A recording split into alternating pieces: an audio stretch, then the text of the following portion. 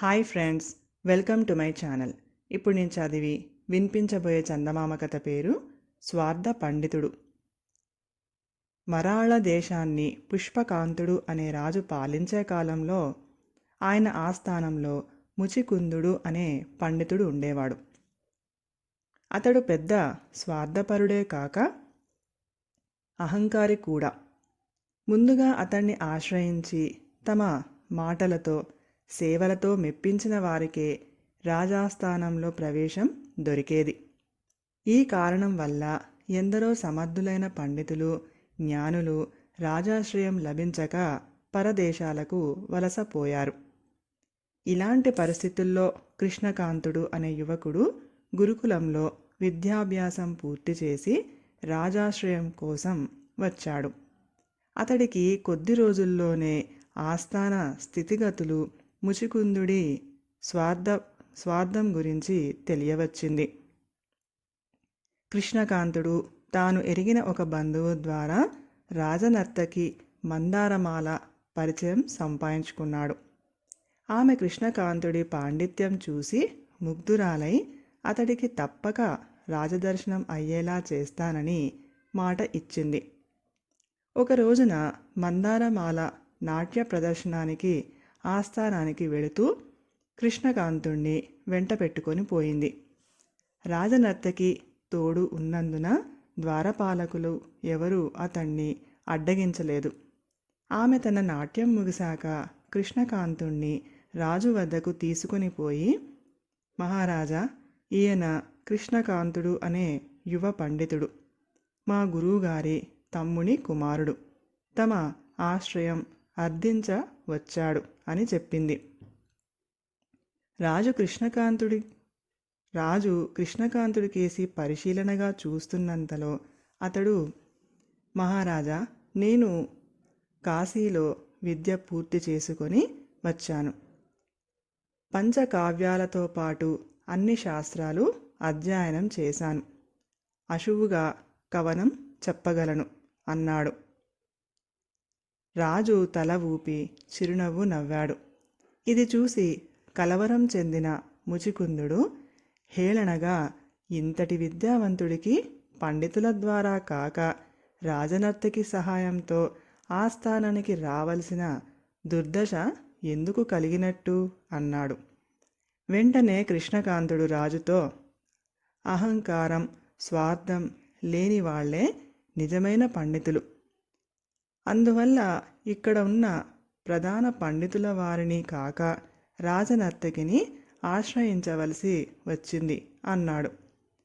ఆ మాట వింటూనే రాజు కనుబొమ్మలు ముడిచి ముచికుందుడికేసి ఆశ్చర్యంగా చూశాడు. ముచికుందుడు తీవ్ర స్వరంతో, నిన్న కాక మొన్న విద్యాభ్యాసం ముగించిన వాడిలో పండితుల పట్ల ఇంత చులకన భావమా? ప్రభు, ఇతన్ని వెంటనే సభ నుంచి బయటికి పంపవలసిందిగా కోరుతున్నాను అన్నాడు.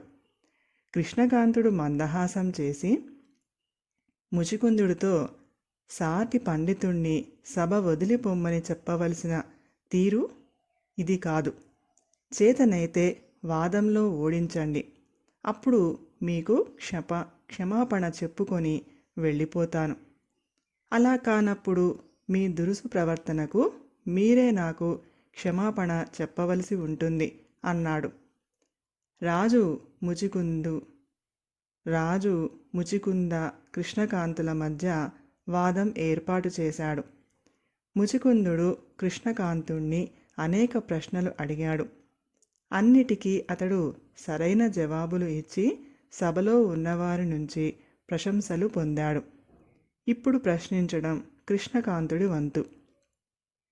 అతడు ముచికుందుడితో, తమర్ని 3 ప్రశ్నలు అడుగుతాను, సరైన సమాధానాలు ఇవ్వండి అని ఇలా అడిగాడు. 10 మందితో పంచుకున్న కొద్దీ పెరిగేది ఏది? ఏది ఉత్తమ ప్రశ్న అనిపించుకుంటుంది? ఎటువంటి వాడు ఉత్తమ గురువు? ఈ ప్రశ్నలు వింటూనే ముచికుందుడు ఆవేశం చెంది ఏవేవో జవాబులు ఇచ్చాడు. అవేవీ సరైన జవాబులు కాదన్నాడు కృష్ణకాంతుడు. అయితే నువ్వే సరైన జవాబులు ఇచ్చి మహారాజు నుంచి సభ నుంచి ఆమోదం సంపాదించు అన్నాడు ముచికుందుడు. అప్పుడు కృష్ణకాంతుడు 10 మందితో పంచుకున్నా కొద్దీ పెరిగేది సంతోషం. సందేహ నివృత్తి కోసం వేసేదే ఉత్తమ ప్రశ్న అనిపించుకుంటుంది. దాని ప్రయోజనం జ్ఞాన సంపాదన కనుక విద్యార్థిలో విజ్ఞాన తృష్ణ కలిగించగలవాడే ఉత్తమ గురువు. అలాంటి తృష్ణ కలవాడు ఎప్పటికీ సంతృప్తి చెందడు. ఇంకా ఇంకా విజ్ఞానం కోసం అన్వేషిస్తూనే ఉంటాడు అన్నాడు. రాజు తృప్తిగా తలాడించాడు. సభ అంతా హర్షధ్వానాలతో మారుమోగిపోయింది. ముచికుందుడు అవమానంతో తల వంచుకున్నాడు. కృష్ణకాంతుడు రాజుకు ముచికుందుడి దుష్ప్రవర్తనను గురించి వివరించాడు. అంతా విన్న రాజు, ఇటువంటి పామరుణ్ణి ఇంతకాలంగా పండితుడనుకొని భ్రమించాను అన్నాడు కోపంగా. మహారాజా, ఇప్పుడు జరిగిన దానితో ముచికుందుడిలో స్వార్థం, అహంకారం నశించిపోగలవని నేను అనుకుంటున్నాను. మీరు ఆయనను క్షమించవచ్చు అన్నాడు కృష్ణకాంతుడు. రాజు మౌనంగా తలాడించి ఊరుకున్నాడు. ముచికుందుడు రాజుకు, కృష్ణకాంతుడికి నమస్కరించి తల వంచుకొని సభ నుంచి బయటికి వెళ్ళిపోయాడు. కథ సమాప్తం. ఈ కథ కనుక మీకు నచ్చినట్లయితే ప్లీజ్ లైక్ చేయండి, షేర్ చేయండి. మరిన్ని మంచి మంచి కథల కోసం మా ఛానల్ని సబ్స్క్రైబ్ చేసుకోండి. Thank you.